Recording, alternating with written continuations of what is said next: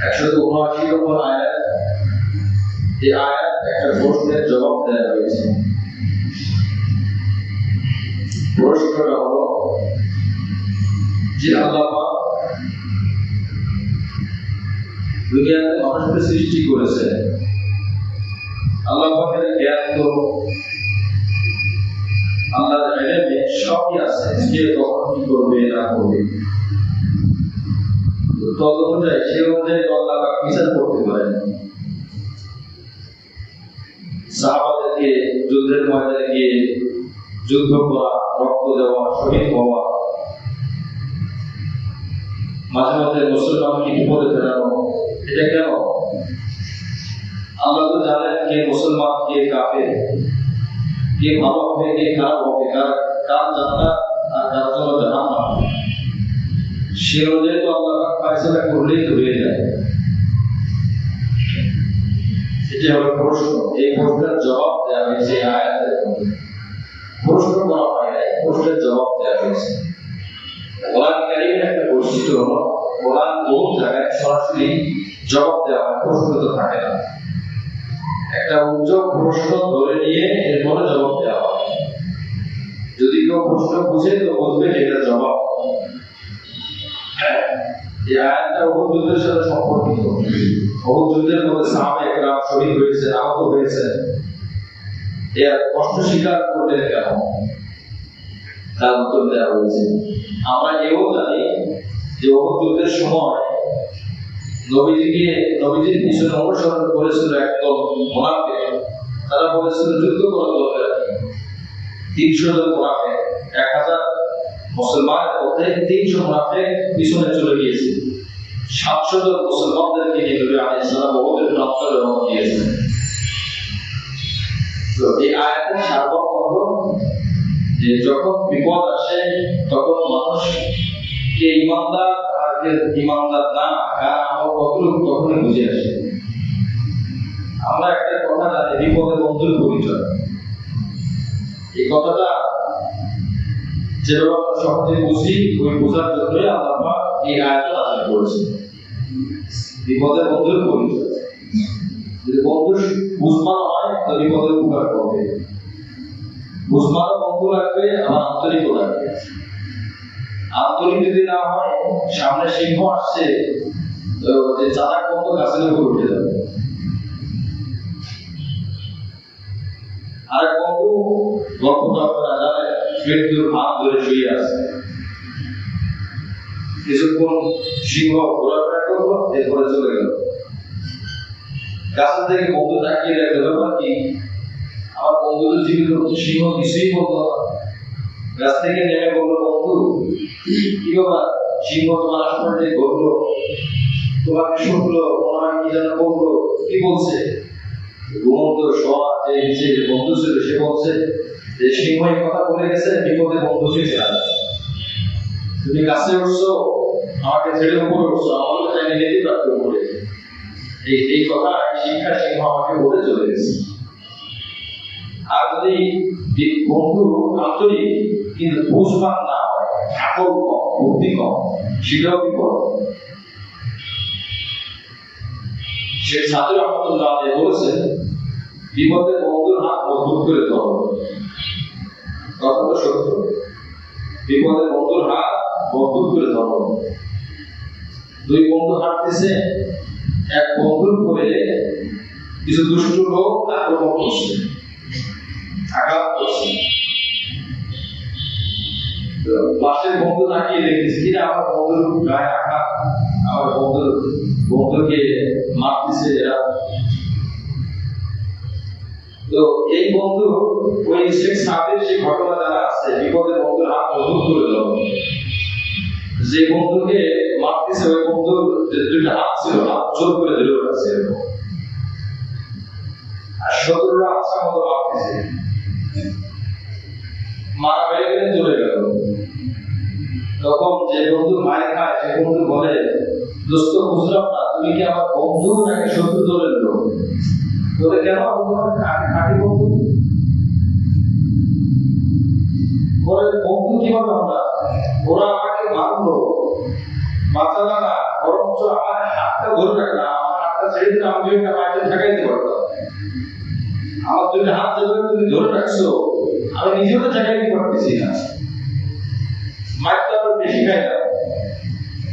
বল কি বলো দোস্ত, আমি তোমার উপকার করছি, কি উপকার? সেই সাথে কিতাবে করছি বিপদে বন্ধুর হাত জোর করে ধরো, তুমি আর বিপদে করছো না, এটা তোমার দুই হাত আমি মজবুত করে ধরে রাখছি।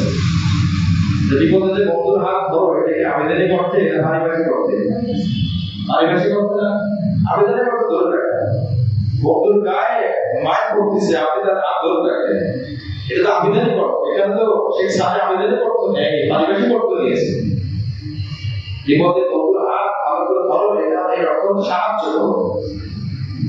একটা হাদিস মনে পড়ে গেল, নবী আলাইহিস সালাম বলেছেন, জাকুসু রাহমান যালিমা ওয়াল মাজলুমা, তুমি তোমার জালেম ভাই এবং মাজলুম ভাই দুজনকে সাহায্য করো। সাহাবী বললেন, ইয়া রাসূলুল্লাহ, মাজলুম মানে যে বিপদের শিকার, জুলুমের শিকার, তাকে সাহায্য করা তো বুঝে আসছে, কিন্তু যে জালেম অত্যাচারী, তাকে সাহায্য করলে তো অত্যাচার বেড়ে যাবে। তো আল্লাহ রাসূল বলেন, জালেম এবং মাজলুম দুজনকে সাহায্য করো। মাজলুম বলার আবেদন করতে উদ্দেশ্য, জালেম বলার পারিভাষিক করতে উদ্দেশ্য। যদি কেউ আবেদনের পারিভাষিকের স্তর না জানে, তো সে হাদিস বুঝতে ভুল করবে। হাদিস বুঝতে ভুল করলে আমল গলত হবে, আমল ভুল হবে। কোরআনের মধ্যে যে আয়াতগুলো আছে, কোন আয়াত পারিভাষিক অর্থের উপর নির্ভর, কোন আয়াত আবেদনিক অর্থের উপর নির্ভর। যদি কেউ এই পার্থক্য জ্ঞান না থাকে, তো আবেদনিকের জায়গায় পারিভাষিক লাগাবে, পারিভাষিকের জায়গায় আবেদনিক লাগাবে, মাসআলা অনুযায়ী আমল হবে না, ভুল হবে। কথা ঠিক কিনা? ভুল হবে। জালেমকে সাহায্য করার অর্থ হলো পারিভাষিক অর্থ, নবী বলেছেন, অর্থ হলো জালেমকে ঠেকাও, জালেম যেন জুলুম করতে না পারে। সে যদি জুলুম করতে না পারে, এটাও তার একটা উপকার। অসৎ কাজে বাধা দেওয়া, জালেমকে যদি অসৎ কাজ থেকে বাধা দেওয়া, তার উপকার হলো। মুআদ্দাস নাজির, এই জন্য আমি বলতেছিলাম যে বিপদের মধ্যে মানুষকে চেনা, ইমানদার কে, খাঁটি ইমানদার কে। অনেক সময় নেক্সট শুরুতে শয়তান ধোঁকা দেয়। আপনারা যারা হজমরা গিয়েছেন, তিক্ত সত্য অভিজ্ঞতা এটাও, ওমরা করা কি ফরজ না সুন্নাত? সুন্নাত। কিন্তু অনেক হাজি সাহেবদেরকে দেখলাম বিমানের সিটের মধ্যে বসে আছে, ভক্তের পর ভক্ত, নামাজের সময় পার হয়ে গেছে, নামাজের তারিখ বছরে নামাজ পড়বে, এটা কাজা করবে। ওমরা কার জন্য করার কথা ছিল? আল্লাহর জন্য। নামাজটা কার জন্য? আল্লাহর জন্য। সুন্নাত ওমরা করতে গিয়ে আল্লাহর জন্য ফরজ বিধান ছেড়ে দিলে তো ওই ওমরা তো না করাই ভালো ছিল। একজন দুইজন না, বহু বহু বলে বিমানে নামাজ পড়বো কিভাবে?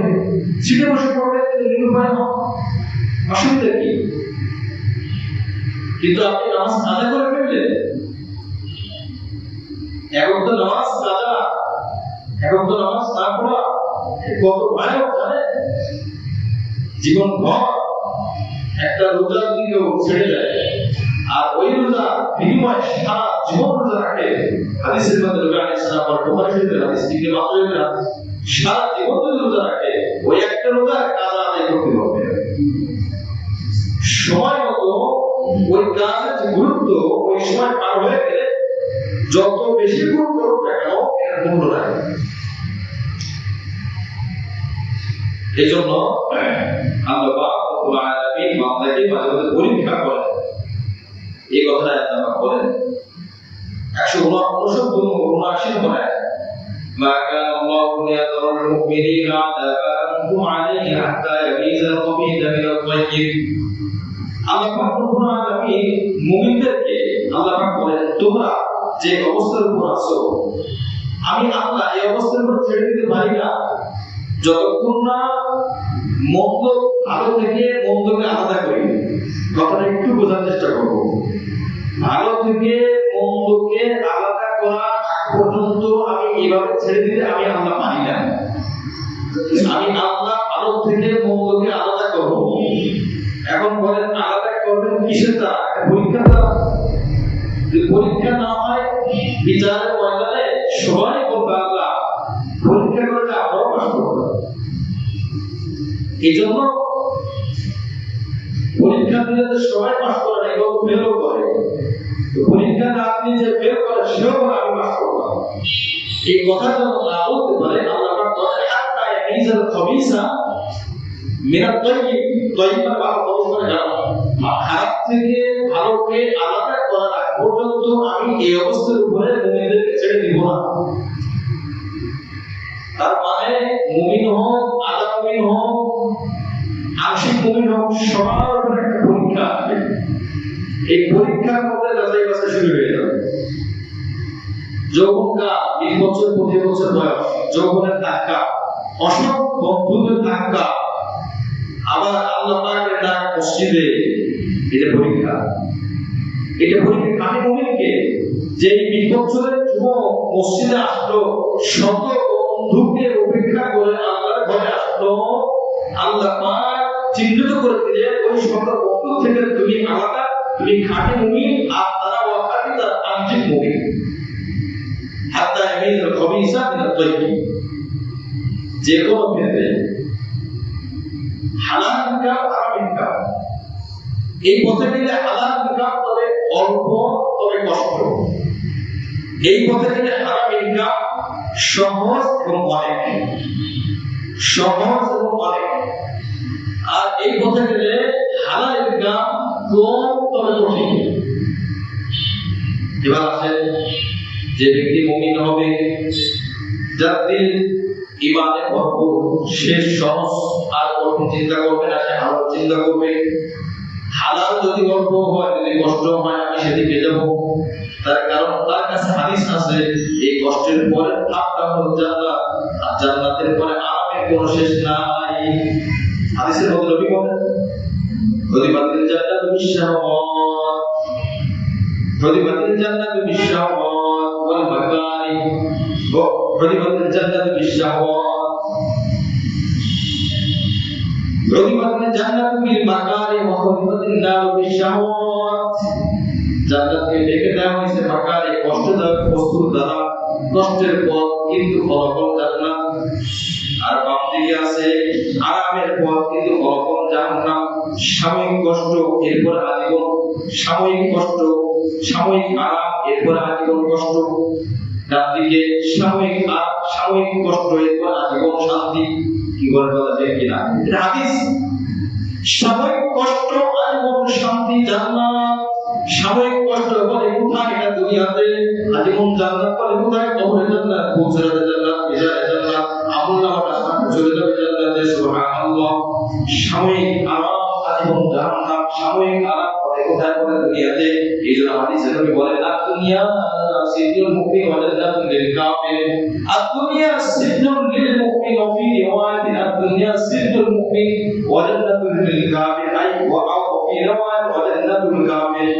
দুনিয়াটা হলো মুমিনদের জন্য জেলখানা, সাময়িক কষ্ট, এরপর আজীবন শান্তি। আর দুনিয়াটা হলো কাফেরদের জন্য, বদকারদের জন্য আরামের জায়গা। ওয়া জান্নাতুল লিল কাফির। যে ব্যক্তি দুনিয়াকে জান্নাত বানায় নিতে চায়, সে জাহান্নাম খরিদ করবে। যে ব্যক্তি দুনিয়াকে জান্নাত বানাতে চায়, সে জাহান্নাম খরিদ করবে।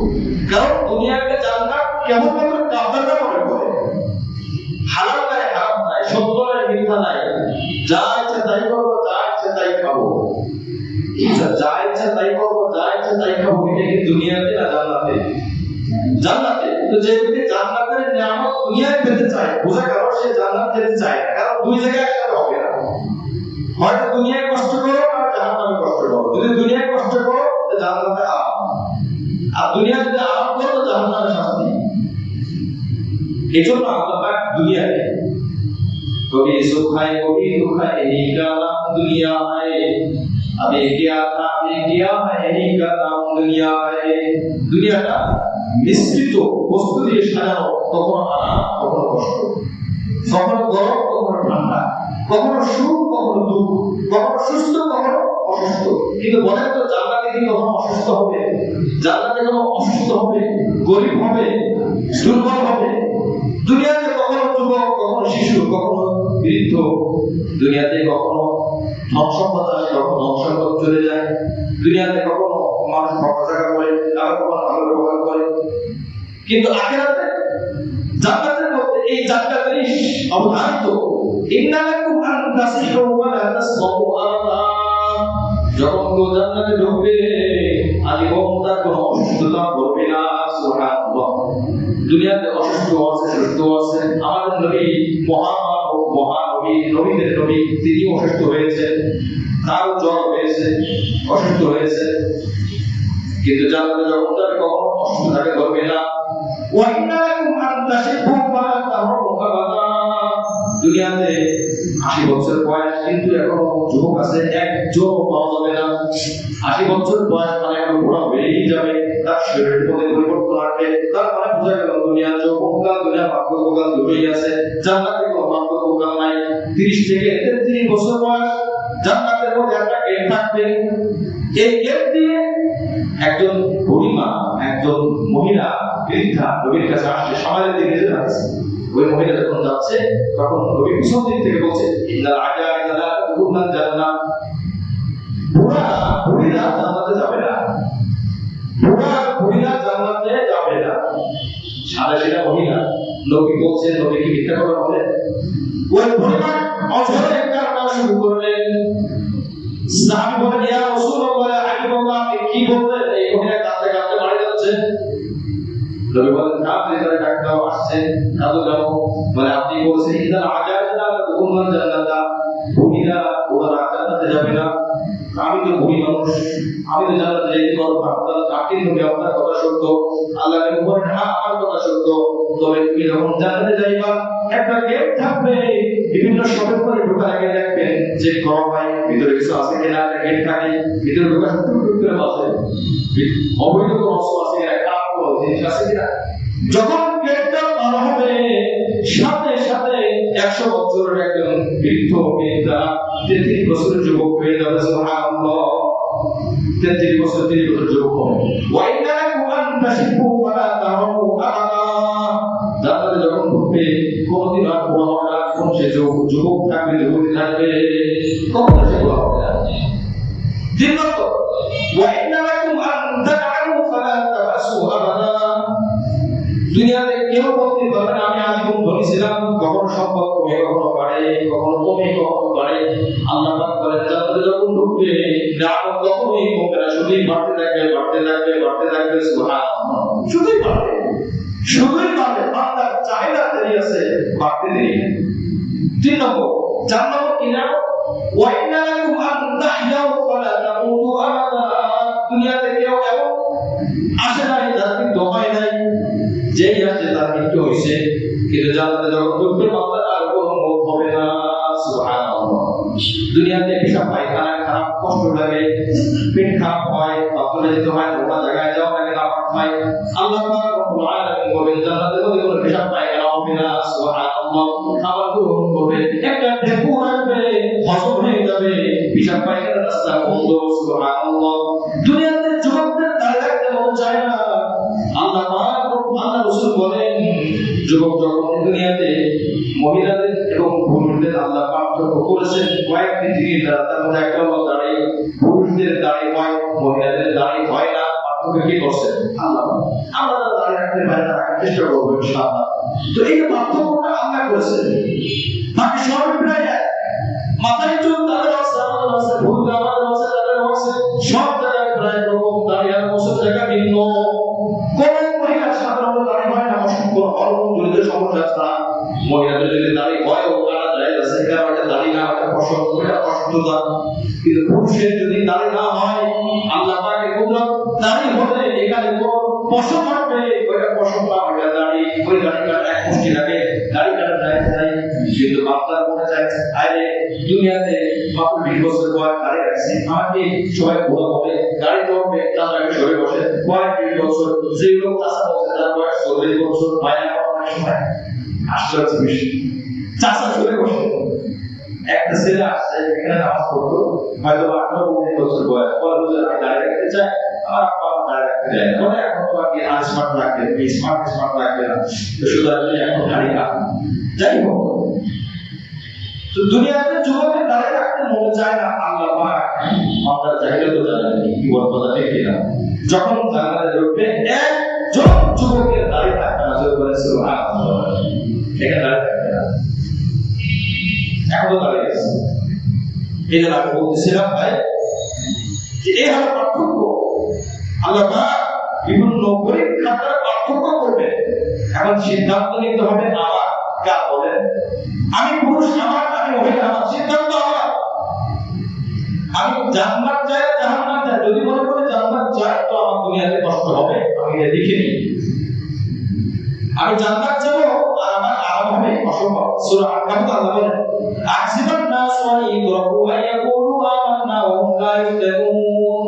তোমরা কি মনে করছো, ধারণা করেছো এই মানুষ আয়াকুলু আয়াকুলু আমান্না, আমরা ঈমান এনেছি, আমরা ঈমানদার, অনেক স্লোগান নামাজ পড়ে, রোজা রাখে, নামাজ পড়ে, যাকাত দেয় না, বলে আমি মুমিন, আমি মুসলমান, আমি মুসলমানের সন্তান। রাজনৈতিক মঞ্চে ভাষণ দেয়, আমি কিন্তু মুসলমান, আমি মুসলমানের সন্তান, বাংলায় কত নামাজ পড়ে না। এখন আমি মুমিন এটা বললেই কি আমি মুমিন হয়ে যাব? হ্যাঁ, এটা কি নিজের গায়ের জোরের কথা? এই কথাটাই বলছে সূরা আল-কাহফ বলে দেন 20 নম্বর 2 নম্বর। আমি মুমিন এর কথা বলতেই হবে না। আইয়ুরাহু আল্লাহ বলেন মুমিন বলবা আমি তোমার জান্নাত দিয়ে দেব, দুনিয়াতে অসম্ভব। আমান্না হুম লা ইফতানুন, তোমার বিপদ আসলে পরীক্ষা হবে, আমি তোমাকে পরীক্ষা দেব।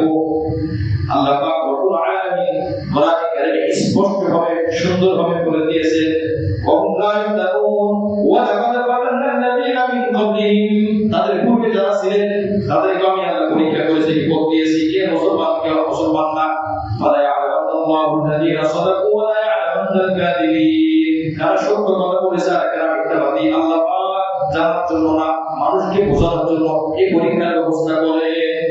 যে শিক্ষক ছাত্রদের পড়ায় ওই শিক্ষক কি বলতে পারে না এই ছাত্র ফেল করবে, এই ছাত্র জিপিএ 5 পাবে? অবশ্যই বলতে পারে, তা আমার পরীক্ষা নাই করো। বলে পরীক্ষা নাই এজন্য শিক্ষক নিজে বোঝার জন্য না, শিক্ষক বোঝাতে চায় ছাত্র তুমি যে ফেল করবা এটা তুমি বোঝার জন্য পরীক্ষার ব্যবস্থা করেছি। ঠিক মনে রাখবে আল্লাহ পাক রব্বুল আলামিন বান্দাকে পরীক্ষায় বান্দা কেমন আমল করে, বান্দা কি পারে এটা সে যেন বুঝে, এই জন্য বান্দাকে পরীক্ষা দাও। আর এই জন্য আল্লাহ পাক হাসরের ময়দানে এরকম গলার মালা পড়া, এরকম মালা পড়া, এই মালা দিয়ে দেবে। এই মালাটা কিসের মালা? আমল নামার মালা, ফুলের মালা।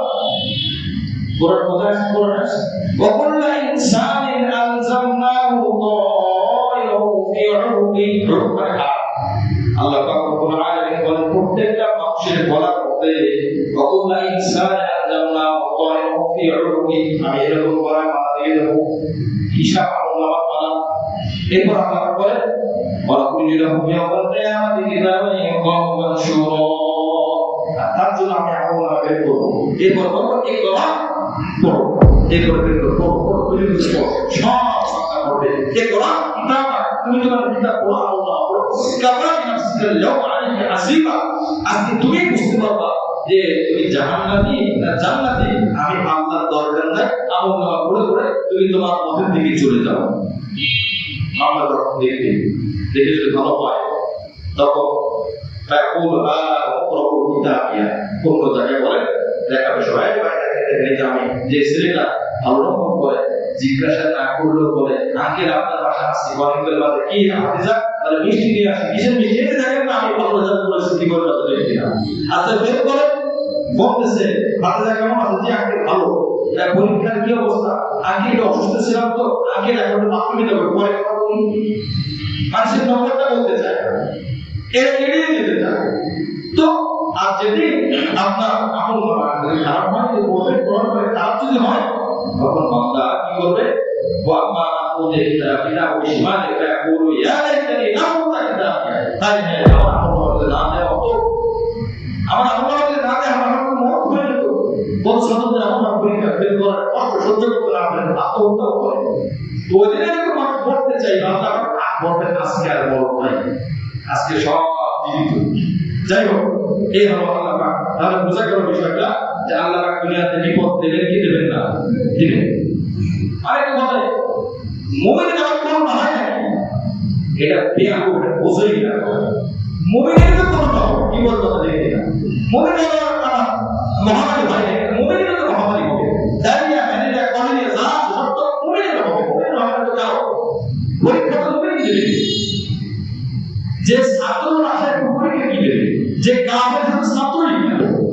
ইমানদার সে ভক্তি ফরজ পুরা করেছে, এখন যে ছাত্র আচ্ছা কাফের কিন্তু ছাত্রই না, আমরা একটা ছাত্রই না।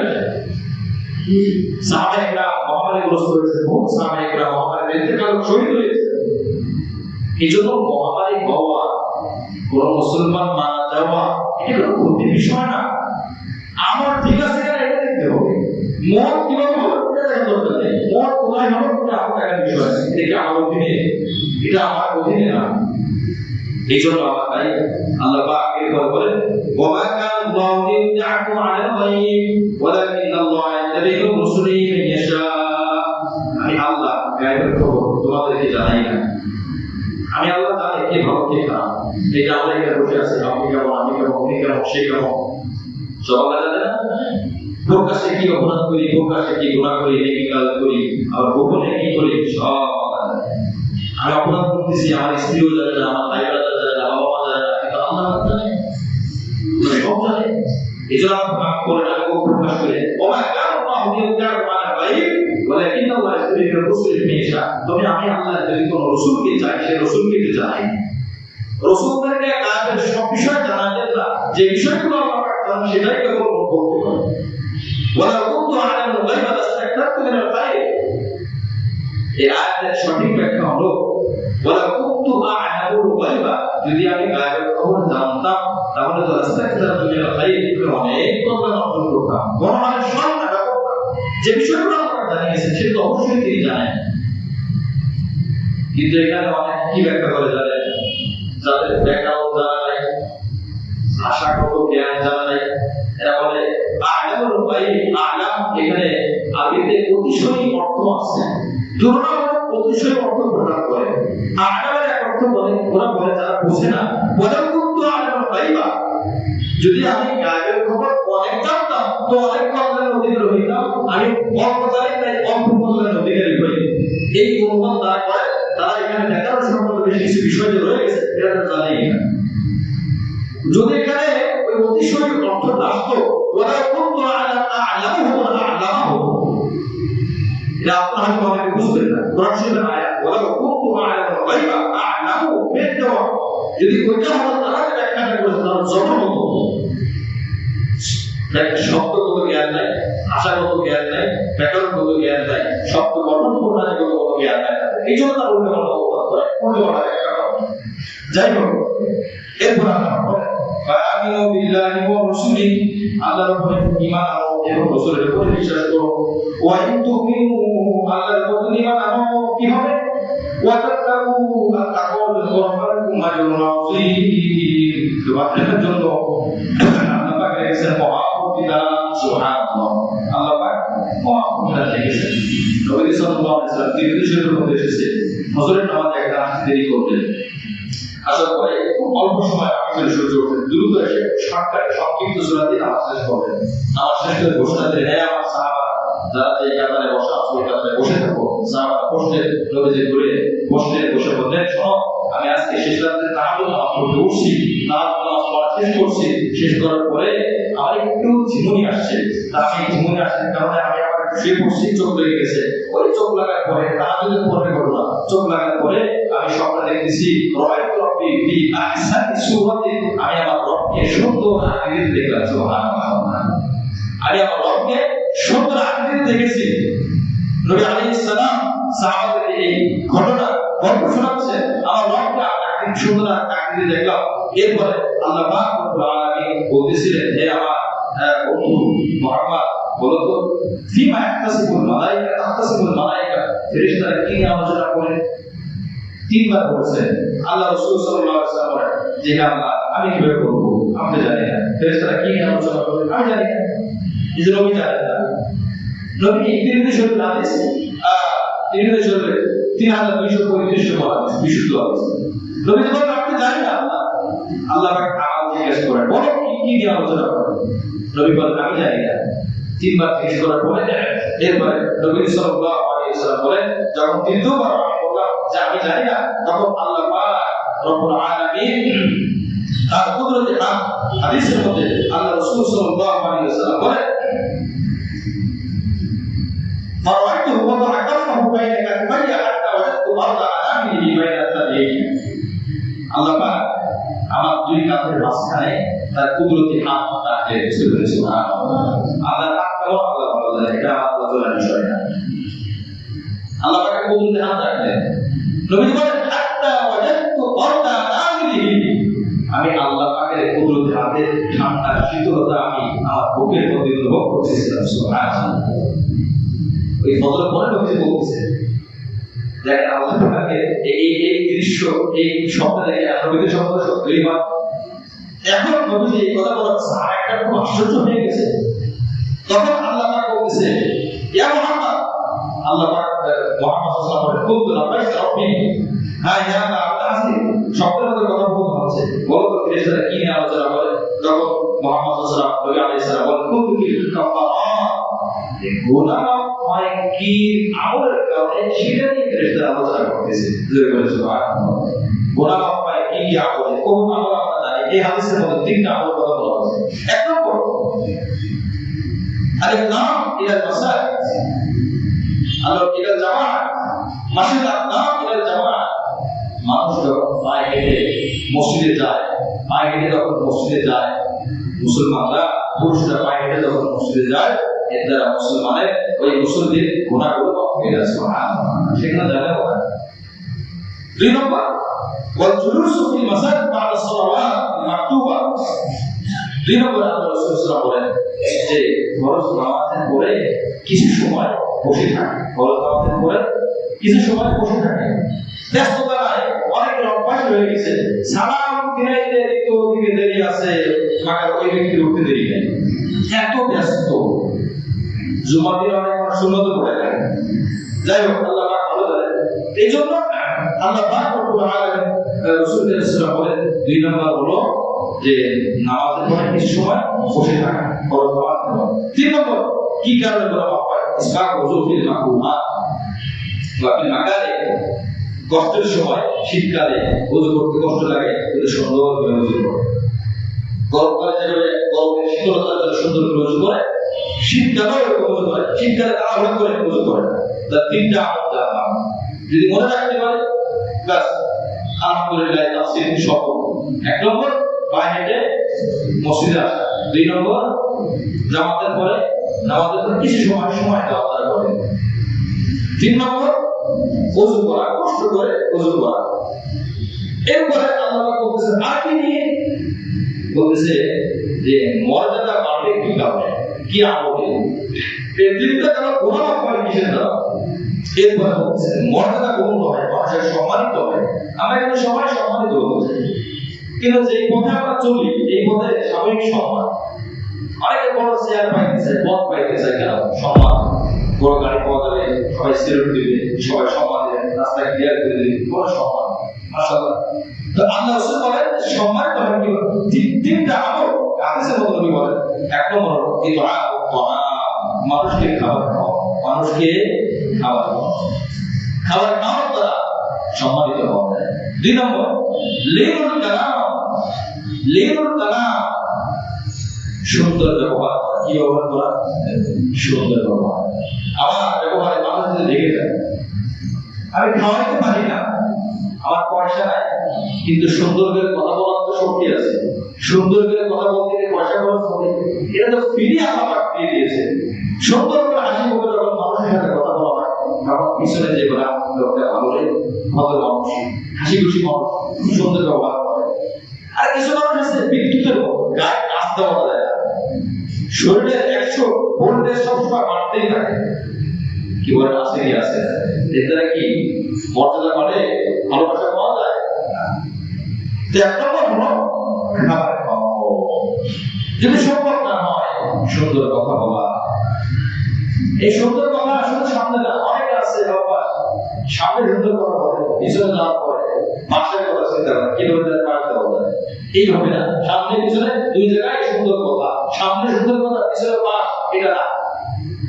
বাংলায় একটা অভিধান আছে, এর মধ্যে আসছে আকর্ষণটা আমরা রুসুমি, আকর্ষণটা ওই যে বলে না উপকার করতে বাংলায়, এটা বাংলায় আরবিতে আকর্ষণটা আমরা রুসুমি, গরুকে আকর্ষণ করে বলা হচ্ছে। আমি তোমাকে খাওয়াইলাম আর তুমি আমাকে গহর দিলা,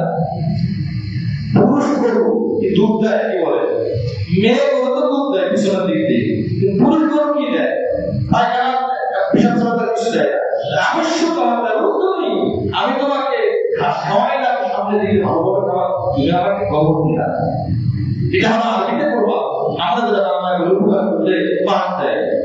এই জন্য সুন্দর কথা বলা, উত্তম আখলাক, পরিপূর্ণ মুমিনকে হাদিসের মধ্যে এসেছে আকমালুল মুমিনিনা ঈমানান আকসারুহুম খুলকা, পরিপূর্ণ মুমিন হবে যার চরিত্র, যার ব্যবহার যত সুন্দর, সে তত বড় মুমিন, তত বড় মুমিন। জোরে বলে সুবহানাল্লাহ। এই জন্য গরিব মানুষের অপশন আছে, খাওয়াইতে পারে না, সুন্দর কথা বলতে পারে। সাহাবাইকেরা গরিব ছিলেন, কথা বলে খুশি করে দিয়েছেন। এবার নবীজি যখন মদিনায় যান তখন তো এই আমলগুলো করেছিলেন। মদিনায় যখন গিয়েছেন তখন কি বলছেন, আতরের মতো সালাম বেশি বেশি দাও। সালাম মানে সুন্দর কথা বলো, মানুষকে খাবার খাওয়াও, পছন্দ বিল্লাহি ওয়ান নাস নিয়াম। এই তিনটে কথা নবীজি মদিনাতে গিয়ে প্রথম বলেছিলেন, সুন্দর কথা বলবা, মানুষকে খাবার খাওয়াইবা। 3 নম্বরে মর্যাদা বাড়বে কি আমলে, আল্লাহ রাসূল বলেন ওয়াসসালাতু বিল্লাহি ওয়ান নাস নিয়াম, রাতের বেলা উঠে তাহাজ্জুদ নামাজ পড়ার চেষ্টা করো। কি নামাজ? ফজরের নামাজের আগে, ফজরের নামাজের ওয়াক্ত হওয়ার আগে, সুবহের সাথে আগে, সাহারির শেষ টাইম যা, তাহাজ্জুদের শেষ টাইম তা, এই সময়টা নফল নামাজ পড়া হয়, এর দ্বারা বান্দার মর্যাদা বাড়ে। এই কথা কি আমি বলছি না রাসূল বলছেন? রাসূল কারীম সাল্লাল্লাহু আলাইহি ওয়াসাল্লাম বলছেন। এবার আসেন, তিনটা আমল দ্বারা গুনাহ হয়। মসজিদের পায়ে হেঁটে যাওয়া, ওযু করা কষ্টের সময়, জামাতের পরে কিছু সময় অপেক্ষা করা। আপনি কল্পনা করবেন যে তিরমিজি শরীফের 3235 নম্বর হাদিস রাসূল বলেছেন, আল্লাহ তাআলা জিজ্ঞাসা করেছেন, বলো তো ফেরেশতারা কি নিয়ে আলোচনা করে? ফেরেশতারা আলোচনা করতেছেন গুনাহ হয় কিন্তু তারা এই তিনটা আমল দ্বারা, পুরুষরা আসে, মহিলারা তো মসজিদে আসে না, মহিলারা আমল পাইতে পারে। সময় যখন হবে, আযানের সময় যখন হয়ে যাবে, বক্ত যখন হয়ে যাবে, মহিলার সাথে নামাজ দাঁড়িয়ে যাবে। ওই ফজিলতের আশা করা যায় তো সেই বিনিময়ে কি পেয়ে যাবে। আর যে তিনটা আমল এবারে মর্যাদা বাড়ে, তার মধ্যে একটা হলো মানুষকে খাবার খাওয়া, 2 নম্বর সুন্দর কথা বলা, 3 নম্বর রাতের বেলায় উঠে নামাজ আদায় করা। নামাজ আদায় যদি করতে নাও পারে, খাবার খাওয়ার দিতে নাও পারে, সুন্দর কথাটা তো বলা যায়। এই জায়গাটাই কিন্তু সত্য কথা বলতে পারে আমার পাওয়া। অনেক কাছে অনেক পাওয়ার ভয়, জমানের এমন অবস্থা, লাখ টাকা খাওয়ানোর পরে বের হওয়ার সময় এমন একটা কথা বলছে, এই কথাটা লাখ টাকা পুরো সব শেষ হয়ে গেছে, সব শেষ হয়ে গেছে। আল্লাহ পাক রব্বুল আলামিন আমাদেরকে আমল করার তৌফিক দান করেন। এরপরে আল্লাহ পাক নবীজিকে বলতেছেন, ইয়া মুহাম্মদ মুহাম্মদ, তুমি আমার কাছে যাও, আমি তোমার দোয়া কবুল করব। সুবহানাল্লাহ। আল্লাহ পাক আমাকে আপনাকে বলেন, যাও, আমি তোমার দোয়া কবুল করব। যে যিনি রিকশা চালায় তিনি যাবেন, আল্লাহ আমাদের প্রাইভেট কার বলবো, যার দিনের বাড়ি যে বলবে আল্লাহ আমার 10 টাকা বিল্ডিং কি করবে, ঠিক না? যে জায়গায় আছে সে তো সেটাই যাবে। রাসূল কি চেয়েছেন, রাসূল যেটা বুঝেছেন, আমরা যদি সেটা বুঝি তাহলে আমরা বিবেকবান জ্ঞানী। আল্লাহ রাসূল সাল্লাল্লাহু আলাইহি ওয়াসাল্লাম তখন আল্লাহ পাকের কাছে চেয়েছেন কি, দেখেন, আল্লাহুম্মা ইন্নী আসআলুকা ফি'লাল খায়রাত। এই সে তাহাজ্জুদের কথা, সে ঘুমের মধ্যে আল্লাহ পাক বলতেছেন যাও, নবী বলতেছেন হ্যাঁ আল্লাহ চাচ্ছি, হে আল্লাহ আপনার কাছে আমি ভালো কাজ করার যোগ্যতা চাই। আল্লাহুম্মা আমিন। কি দোয়া? হে আল্লাহ আপনার কাছে আমি ভালো কাজ করতে পারি, আমি যদি মনে না থাকে এটা আল্লাহ ভালো কাজ করতে পারি, সেই তৌফিক দেন, ভালো কাজ তো। আল্লাহুম্মা ইন্নী আসআলুকা, আপনার কাছে চাই ফি'লাল খায়রাত, কল্যাণ করার কাজে, ভালো কাজের যোগ্যতা চাই, ওটা যেন করতে পারি। 2 নম্বর ওয়া তারকাল মুনকার, খারাপ কাজ ছাড়তে পারি, সেই যোগ্যতা চাই। তো এই দুটো জিনিস যদি কারো অর্জন হয়ে যায় তো সেটা পরিপূর্ণ হয়ে যাবে। সে পুরুষ হোক সে মহিলা, ভালো কাজ করতে চায়, খারাপ কাজ ছাড়তে চায়। বলেন তো, ভালো কাজ করতে পারা, খারাপ কাজ ছাড়তে পারা, এটা আমাদের যোগ্যতায় হবে। আল্লাহ যদি সাহায্য না করেন কখনোই না। এজন্য নবী দোয়া করেছেন, আল্লাহুম্মা ইন্নী আসআলুকা ফি'লাল খায়রাত ওয়া তারকাল মুনকার, খারাপ কাজ ছাড়ার যোগ্যতা চাই। নবী আরো দোয়া করেছেন, ওয়াহাব্বাল মাসাকিন, গরিবদেরকে যেন ভালোবাসতে পারি। কাদেরকে? গরিবদেরকে ভালোবাসা এত সহজ বিষয় না। আমি বয়ান করতেছি, বলা সহজ, শোনা সহজ। গরিবদেরকে যেন ভালোবাসতে পারি, আল্লাহ এই দোয়া তৌফিক আপনি আমাকে দেন। এরপরে নবী বলেন, ওয়া ইয়াগফিরলি ওয়া তারহামনি ওয়া তারহামানি আল্লাহ আপনি আমাকে মাফ করে দেন, আমার উপর আপনি দয়া করে। নবীজির কোনো গুনাহ ছিল? নবীজি কি বলছেন? আল্লাহ আপনি আমাকে মাফ করে দেন। নবীজি না চাইলেও কি আল্লাহ দয়া করে না নবীজিকে? তারপর নবীজি চেষ্টা তাগফিরনি ওয়া তারহামনি, আল্লাহ আপনি আমাকে মাফ করে দেন, আপনি আমার উপর দয়া করেন। এরপরে কি? এরপর গুরুত্বপূর্ণ একটা পয়েন্ট, ওয়াইদা আল্লাহ ফিতনা কওমিন ফাতাওফানি ওয়া মাফতুনিন। আল্লাহ যদি কোনো বিপদ আসে, যে বিপদে ঈমান নষ্ট হওয়ার আশঙ্কা আছে, যদি এমন হয় ওই বিপদ আসার আগে আমার মৃত্যু ভালো, তাহলে আল্লাহ ওই বিপদের আগে, ওই ফিতনার আগে আপনি আমার মৌত দিয়ে দেন। আমরা সবসময় আল্লাহর কাছে দেখা চাই না, হ্যাঁ আল্লাহ হায়াত তওবা করো, শুধু হায়াত তওবা, দেখা তওবা। সর্বশেষ তুমি যে দোয়াটা করেছেন, আল্লাহুম্মা ইন্নী আসআলু হুব্বাকা, আপনাকে যেন ভালোবাসতে পারি সেই তৌফিক দান করেন। আল্লাহকে ভালোবাসা এটা যোগ্যতা হয় ভাই, আমরা মুখে বলতে পারি কিন্তু ভালোবাসা দিল থেকে ভিতরে এসে। আল্লাহ আপনাকে ভালোবাসতে পারি, নবীজির দিলের মধ্যে সব থেকে বেশি আল্লাহর ভালোবাসা ছিল কি ছিল না? সেই নবীও বলেছেন আল্লাহ আপনাকে বেশি ভালোবাসতে পারে। এরপর ওয়াহুব্বাকা ইউহিব্বু, আপনাকে যে নবী বলেন আপনাকে যে ভালোবাসে তাকেও যেন আমি মুহাম্মদ ভালোবাসতে পারি। সুবহানাল্লাহ। আল্লাহ পাক সব থেকে বেশি ভালোবাসেন তার নবী মুহাম্মদকে, আর আমাদের নবী মুহাম্মদ সব থেকে বেশি ভালোবাসেন আল্লাহকে। সেই নবী বলতেছেন আল্লাহ আপনাকে যে ভালোবাসেন তাকেও যেন ভালোবাসতে পারি, সেই তৌফিক দান করেন। আমরা হুজুরদেরকে ভালোবাসি, দিনদারদেরকে ভালোবাসি, নেককারদেরকে ভালোবাসি। একজন মানুষ হজে যাবে, ওমরায় যাবে, তাকে ভালোবাসি, দোয়া চাই, কি জন্য? আল্লাহর জন্য না। যদি কেউ দিনদারের সাথে বিরোধিতা করে, দিনদারকে তুচ্ছ তাচ্ছিল্য করে, ভাববে তার কথা বলতো। 3 নম্বর, ওয়াহাব্বা আমালি নিকটনি উনি ইলা হুব্বি আল্লাহ, এমন আমলকে যেন আমি ভালোবাসতে পারি যে আমলটা আপনার ভালোবাসা অর্জন করার তৌফিক দান করে। যে আমলের দ্বারা আপনার ভালোবাসা অর্জন হয়, ওই আমলটাও যেন আমি ভালোবাসতে পারি। লম্বা হাদিস আমি খাটে বলতাম, আল্লাহ আপনার ভালোবাসা চাই, আল্লাহ যে আপনাকে ভালোবাসে তার ভালোবাসা চাই, এবং যে আমল আপনার ভালোবাসার কাছে পৌঁছে যায় ওই আমলের ভালোবাসা চাই। তো বড় কথা হলো, প্রথমে বলছেন ভালো কাজ করার যোগ্যতা, 2 নম্বরে খারাপ কাজ ছাড়তে পারি, 3 নম্বরে নবী বলছেন বিপদ আসার আগে যদি মওত হয়ে যায় মওতকে বরবাদ করা হয়, 4 নম্বরে আপনার ভালোবাসা এবং নেককারদের ভালোবাসা, ভালো আমলের ভালোবাসা। আল্লাহ আমাদের সকলকে নবীর এই যে দোয়াটা শুনলাম, এই দোয়ার পরিপূর্ণ যোগ্যতা যেন আমাদেরকে লাভ করেন, আমিন। এরপরে আয়াত 180 নম্বর আয়াত, আজকে সেই আয়াত থেকে যাব, ভাবছিলাম 2 আয়াতই করব, আজকে 179 নম্বর আয়াত পর্যন্তই আমাদের একটি আয়াত ইনশাআল্লাহ তাফসীর হলো, ওয়াতাকু ফালাকুম আজরুন আযীম, তোমরা ভয় করো তাহলে তোমাদের জন্য মহান রব আমাদের জন্য বিশাল প্রতিদান রেখে দিয়েছেন। আল্লাহ পাক কোরআনে আমাদের সকলকে আল্লাহ পাকের মহা প্রতিদান যেন আমরা পাইতে পারি, আল্লাহ যেন আমাদের সকলকে দান করেন, আমিন।